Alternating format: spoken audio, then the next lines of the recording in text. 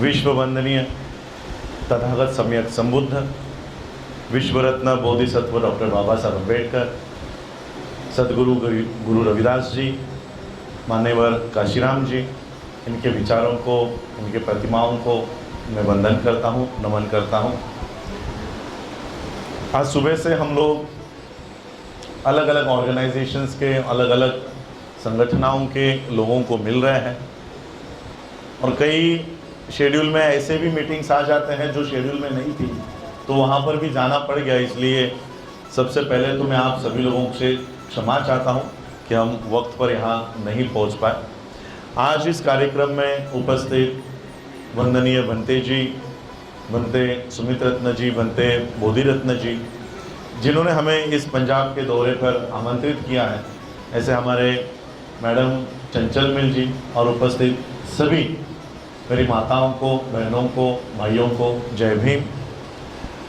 मुझसे पहले जिन्होंने अपनी बात रखी, उन्होंने काफ़ी अच्छे से आपको ये समझाया है कि किस तरह से हमको संगठित होकर काम करना है। बाबा साहब अम्बेडकर जी ने 1924 में एक संगठन बनाया। उस संगठन का नाम बाबा साहब ने रखा बहिष्कृत हितकारिणी सभा। इस बहिष्कृत हितकारिणी सभा का ब्रीद वाक्य डॉक्टर बाबा साहब अम्बेडकर जी ने दिया, to educate, to agitate and to organise. इसका हिंदी में जब हम अनुवाद करते हैं तो वो बहुत गलत करते हैं। रीजनल लैंग्वेजेस में इसका जो अनुवाद हुआ कि शिक्षित बनो, संगठित हो, संघर्ष करो, इस तरह से हमने अनुवाद किया। जबकि बाबा साहब ने इस ब्रीद वाक्य में इंग्लिश में ये इस्तेमाल किया है कि टू एजुकेट। हमने टू एजुकेट का हिंदी अनुवाद कर दिया शिक्षित बनो। बाबा साहब ने उनके लाइफ में कभी नहीं कहा कि आप शिक्षित बनो। टू एजुकेट का अर्थ होता है कि शिक्षित करो, और शिक्षित करने के लिए पहले हमें शिक्षित बनना होगा। शिक्षित बनना और शिक्षित करना, इसमें बहुत बड़ा अंतर है। शिक्षित बनने वाला व्यक्ति प्राइमरी एजुकेशन ग्रहण करेगा, सेकेंडरी एजुकेशन लेगा, हायर एजुकेशन लेगा, ग्रेजुएट होगा, पोस्ट ग्रेजुएट होगा, नौकरी कर लेगा, शादी कर लेगा, बच्चे पैदा करेगा और मर जाएगा। शिक्षित बनने वाले लोग इतने तक ही सीमित रहेंगे, लेकिन शिक्षित करने वाले लोग प्राइमरी एजुकेशन भी लेंगे, सेकेंडरी एजुकेशन भी लेंगे, ग्रेजुएट होंगे, पोस्ट ग्रेजुएट होंगे, नौकरी, बच्चे, बीवी सब होने के बाद जो समाज पढ़ लिख नहीं पाया है, जो समाज बाबा साहब के बारे में नहीं जानता, जो समाज गुरु रविदास जी के बारे में नहीं जानता, जो समाज तथागत बुद्ध के बारे में नहीं जानता, उन लोगों में जाके इनके विचारधारा का प्रचार करेगा और उन लोगों को शिक्षित करने का काम करेगा। ये अंतर होता है शिक्षित बनने में और शिक्षित करने में। बाबा साहब ने कहा कि टू एजुकेट, तुम्हारी शिक्षा प्राप्त होने के बाद ये तुम्हारा अधिकार बन जाता है, ये तुम्हारी रिस्पॉन्सिबिलिटी बन जाती है, ये तुम्हारा कर्तव्य होता है कि जो लोग स्कूल नहीं जा पाते, जो लोग कॉलेज नहीं जा पाते, उन लोगों के बीच जाओ और उन लोगों को शिक्षित करने का काम करो। लेकिन हम लोग बाबा साहब अम्बेडकर जी के आंदोलन का बेनिफिट लेते हुए IAS बन जाते हैं, IPS बन जाते हैं, शादी कर लेते हैं, बच्चे पैदा करते हैं, और बाबा साहब का कारवां आगे बढ़ाने के बजाय हम अपने घरों तक ही सीमित रह रहे हैं। हम अपने घरों तक ही उस शिक्षा का इस्तेमाल कर रहे हैं, और इसका नतीजा ये होता है कि जो लोग, जिन लोगों के पास हमारे प्रचारक नहीं पहुंच पाते, वहां पर RSS जैसे ब्राह्मणवाद फैलाने वाले लोग वहां पहुंच जाते हैं। आज मैं पूरे देश भर में घूमता हूं, साउथ में जा रहा हूं, यहाँ नॉर्थ में आता हूं, महाराष्ट्र में घूमता हूं। जिस गांव में गाड़ी तक नहीं जा सकती, वहां पर बजरंग दल के शाखाएं हैं, ABVP की शाखाएं हैं, VHP की, विश्व हिंदू परिषद की शाखाएं हैं। यहां तक वो घुसे हैं। बाबा साहब अम्बेडकर जी के ब्रीद वाक्य पर ये लोग काम कर रहे हैं और हम लोग नहीं कर रहे। ये लोग निचले स्तर पर घुस रहे हैं। आज बाबा साहब ने जो अधिकार हम लोगों को दिए हैं, केवल 70 साल इसमें हम लोगों ने बिताए हैं। 1950 में संविधान लागू हुआ है। क्या उससे पहले आप लोगों के पास इतनी बड़ी इमारत थी? 1950 से पहले क्या आप लोगों को यह अधिकार था? किसी संगठन का निर्माण करने का अधिकार आपके पास था कि इतनी बड़ी कोठी निर्माण करने का अधिकार हम लोगों के पास था? तो यह अधिकार कब मिला है? संविधान लागू होने के बाद। और संविधान कब लागू हुआ है? 1950 में। मनुस्मृति कब से लागू है? 2,500-3 हजार सालों से मनुस्मृति लागू है। संविधान तो 70 साल का ही है। अगर हम एवरेज अपनी लाइफ का एज देखें, उदाहरण के तौर पर हम ये मान लेते हैं कि एक बंदा 100 साल जीता है, 2,500 सालों को 100 से डिवाइड कर दिया जाए तो हमारी 25 पीढ़ियां मनुस्मृति के कानून में जी रही थी। कितनी पीढ़ियां? 25 पीढ़ियां हमारी उस काले कानून में सांस ले रही थी, उस काले कानून में जी रही थी। और अगर 100 साल की एक व्यक्ति की उम्र औसतन पकड़ी जाए तो संविधान के लिए तो हमारी एक पीढ़ी भी अभी पूरी नहीं हुई है। संविधान के राज में एक पीढ़ी भी अभी तक हमारी कंप्लीट नहीं हुई है। जो बच्चा 1950 में जन्मा था, आज वो संविधान के दायरे में सिर्फ 70 साल का होगा। तो एक पीढ़ी भी हमारी कंप्लीट नहीं हुई है संविधान के राज में।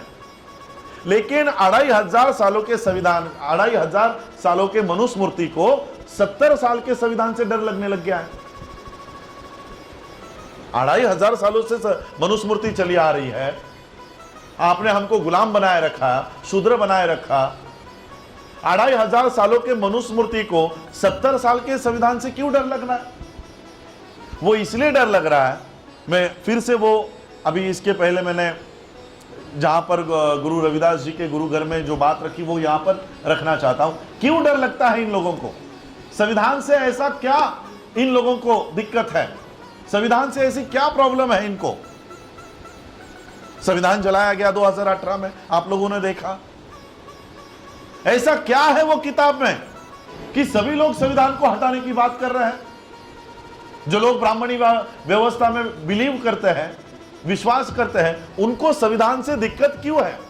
वो दिक्कत क्यों है वो मैं बाबा साहब के जीते जाते उदाहरण से बताना चाहूंगा। मनुस्मृति का जब कानून लागू था तब ना तो हमको पानी पीने का अधिकार था, ना तो गाड़ी में बैठने का अधिकार था।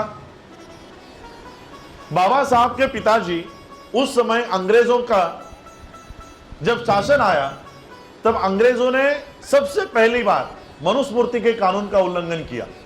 उन्होंने ऐसे लोगों के हाथों में हथियार दे दिए जिनको कभी हथियार रखने की परमिशन नहीं थी। उन्होंने अछूतों की भी भर्ती मिलिट्री में करवा दी। बाबा साहब के पिताजी नहीं, उनके पिताजी भी मिलिट्री में थे, बाबा साहब के दादाजी भी मिलिट्री में थे, क्योंकि हमको वहां पर मिलिट्री में हथियार रखने की परमिशन मिली, हथियार चलाने की परमिशन मिली। ये सभी लोग मिलिट्री में भर्ती हो गए। बाबा साहब के पिताजी सूबेदार मेजर कैडर तक पहुंचे थे। जब बाबा साहब के पिताजी नौकरी के वजह से घर से दूर रह रहे थे और 5-6 महीने से उन्होंने अपने बच्चों को देखा नहीं था, तब बाबा साहब के पिताजी को लगा अभी बच्चों की छुट्टियां आ गई है, स्कूलों को वैकेशन है, तो क्यों ना इनको बुलाया जाए, इनको देखा जाए। तो बाबा साहब के पिताजी ने बाबा साहब के लिए खत लिखा, टेलीग्राम लिखा कि आप लोग ये ट्रेन पकड़कर इस मुझसे मिलने आ जाओ। बच्चों को टेलीग्राम मिला।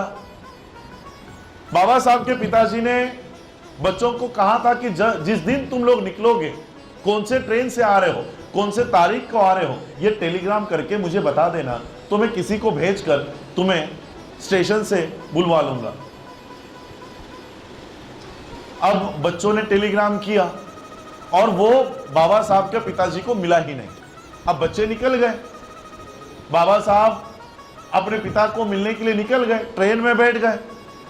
जहां पर ट्रेन से उतरने को कहा था बाबा साहब और उनके भाई सभी बच्चे वहां पर उतर गए। अब बाबा साहब इंतजार कर रहे हैं कि मेरे पिता मुझे लेने के लिए आएंगे। अब पिता को पता ही नहीं है।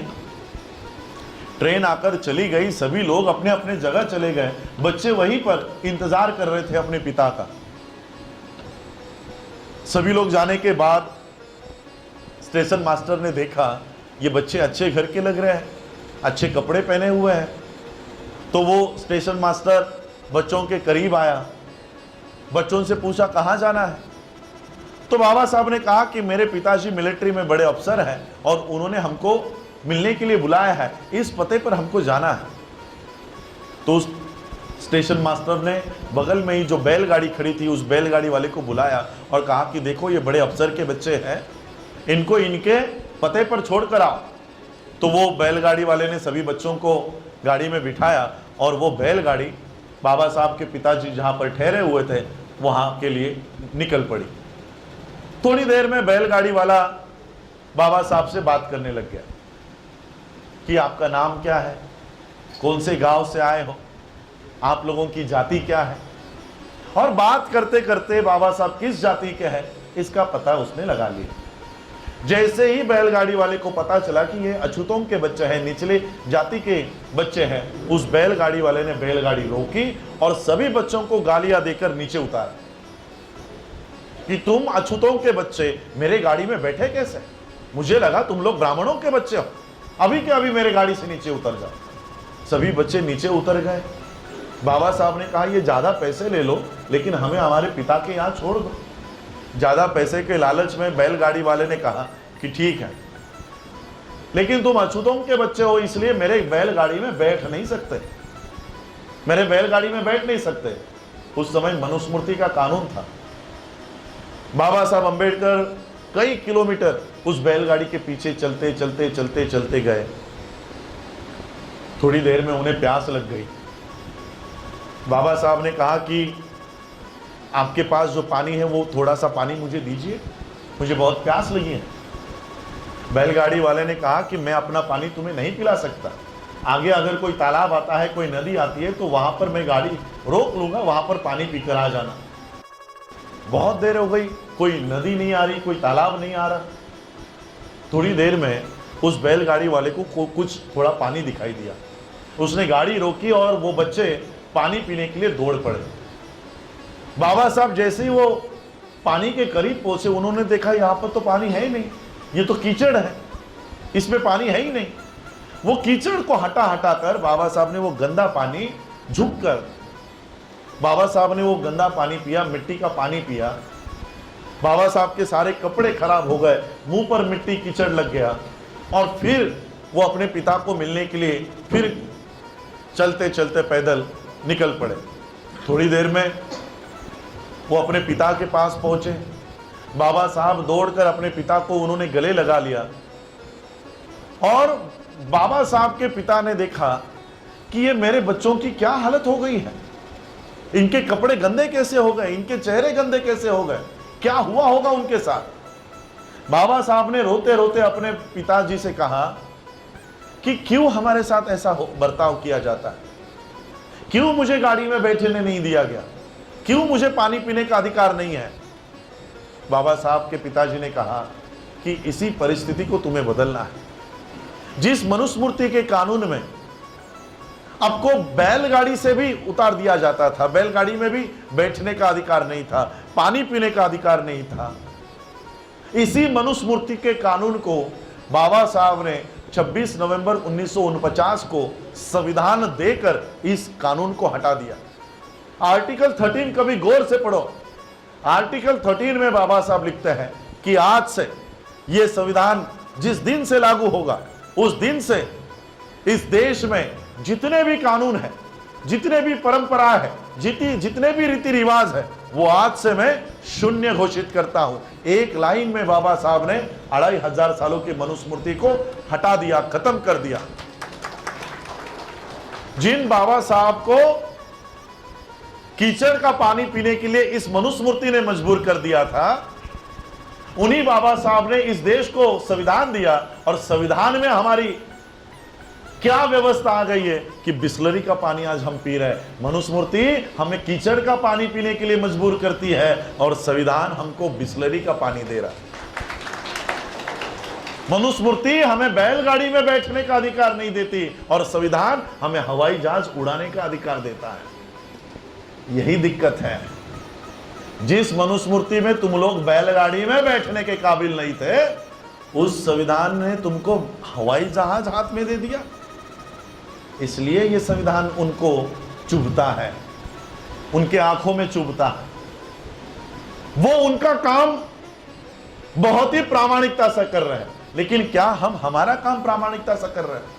वो उनकी मनुस्मृति को लागू करने की पूरी कोशिश कर रहे हैं, लेकिन क्या हम हमारे संविधान को बचाने की कोशिश कर रहे हैं? क्या हम हमारे संविधान को बचा रहे हैं? हम लोग कौन से जाति के हैं, कौन से धर्म से हैं, हम किन को मानते हैं? बाबा साहब कहते हैं कि हम पहले हिंदू हैं, पहले बौद्ध हैं, पहले क्रिश्चियन हैं, पहले सिख हैं। ये भावना हम लोगों में नहीं होनी चाहिए।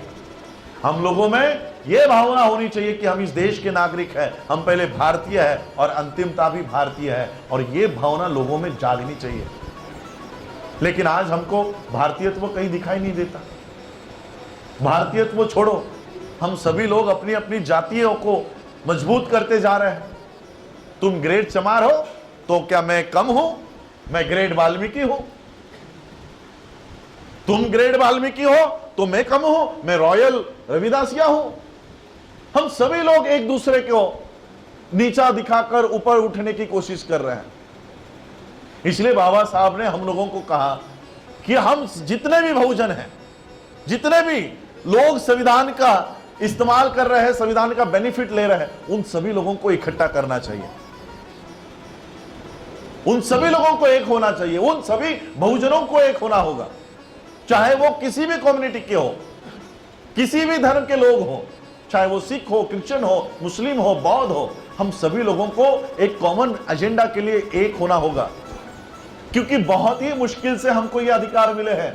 अब फिर से कोई अंबेडकर नहीं आने वाला जो आप लोगों के अधिकारों को संसद में और संविधान में फिर से सुरक्षित करके जाएगा। इन 70 सालों में, 72 सालों में इस संविधान के कितने आर्टिकल्स में हमने वृद्धि की है? मुझे बताओ, कितने अधिकार हमने नए पाए हैं? अगर हम नए अधिकार निर्माण नहीं कर सकते तो कम से कम बाबा साहब ने दिया हुआ संविधान तो हम बचाएं, उसको तो हम बचाने का काम करें। देखिए, बंगाल में अभी इलेक्शंस हुई, किस तरह से मुंह की खानी पड़ी है नरेंद्र मोदी को। मैं पंजाब के लोगों को भी यही कहूंगा कि जिस तरह से बंगाल में काम हुआ, उस तरह से पंजाब में काम होना चाहिए। वहां पर सभी जाति धर्म के लोगों को यह पता था कि अगर बीजेपी को यहां पर वोट दिया जाए, आरएसएस के लोगों को यहां पर घुसने दिया जाए, तो ये देश को तबाह कर देंगे, हमारे स्टेट को तबाह कर देंगे, हिंदू मुसलमान का झगड़ा लगाकर हम सभी लोगों को तबाह कर देंगे। वहां के सभी लोगों ने ममता बनर्जी के पीछे खड़े होकर उन्होंने उनको जितवाया। यही प्लान आप लोगों को यहां पर करना है। वहां पर एक लेडी अगर यह काम कर सकती है, तो क्या आप लोग यहां पर अपने पार्टी के पीछे खड़े नहीं हो सकते हो?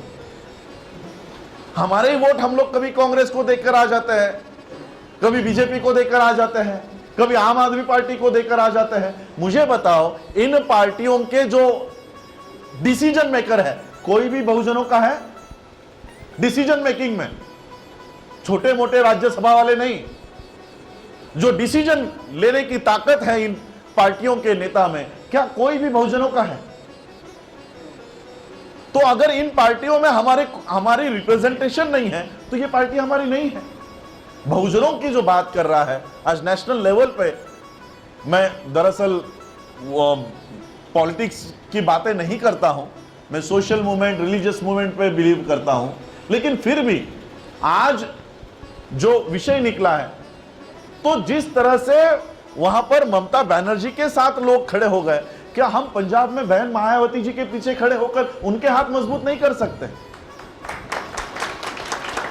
तो ये भी हमको करना होगा।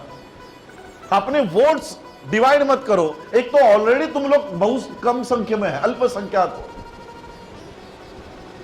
एक तो ऑलरेडी तुम लोग कम हो, उसमें आप लोगों में फ्रैक्शंस, बहुजनों की इतनी पार्टियां खड़ी हो जाती है, हमारे ही वोट्स डिवाइड हो जाते हैं। बाबा साहब ने आपको ये ताकत दी है। इलेक्शंस आते ही नरेंद्र मोदी जय भीम बोलने लग जाता है, राहुल गांधी जय भीम बोलने लग जाता है। क्यों बोलते हैं ये लोग? जिनको बाबा साहब के संविधान पर चलना नहीं है, जो बाबा साहब के संविधान से नफरत करते हैं, ऐसे लोग जय भीम बोलने पर मजबूर क्यों हो जाते हैं? क्योंकि उनको पता है बाबा साहब ने आपको एक बहुत बड़ी ताकत दी है, आपके हाथ में वो बहुत बड़ा हथियार है, वो हथियार आप इस्तेमाल ना करो उनके अगेंस्ट, इसलिए उनको बाबा साहब का गौरव करना पड़ता है। और वो हथियार है आपका वोट का अधिकार। ये वोट के अधिकार के लिए वो जय भीम तक बोलने को तैयार है। और इसलिए हमें आने वाले समय में संविधान को जो खतरा में निर्माण हुआ है, आपके रिजर्वेशन को नहीं खत्म करने वाले वो लोग। आपका रिजर्वेशन कहीं नहीं जाने वाला। ये रिजर्वेशन जहां लागू होता है उसे खत्म करेंगे। लेके रखो रिजर्वेशन। रिजर्वेशन चाहिए ले लो, आपको चाहिए, मुस्लिम को चाहिए, किसको चाहिए बोलो ले लो। जहां पर रिजर्वेशन लागू होगा वही नहीं बचेगा। ये रिजर्वेशन लेके क्या करोगे? रिजर्वेशन लागू कहां होता है? एयर इंडिया में होता है, रेलवे में होता है, रोड डेवलपमेंट में होता है, पब्लिक सेक्टर में रिजर्वेशन लागू होता है। ये 2 सालों में सारे पब्लिक सेक्टर बेच रहे हैं, सारे पब्लिक सेक्टर बेच दिए। रिजर्वेशन लागू होता है पब्लिक स्कूलों में। सारे पब्लिक स्कूलों की जमीनें अडानी अंबानी को दी जा रही है। वहां पर रायन इंटरनेशनल बन रहा है, ऑक्सफोर्ड बन रहा है, कैम्ब्रिज बन रहा है, जहां पर रिजर्वेशन लागू नहीं है।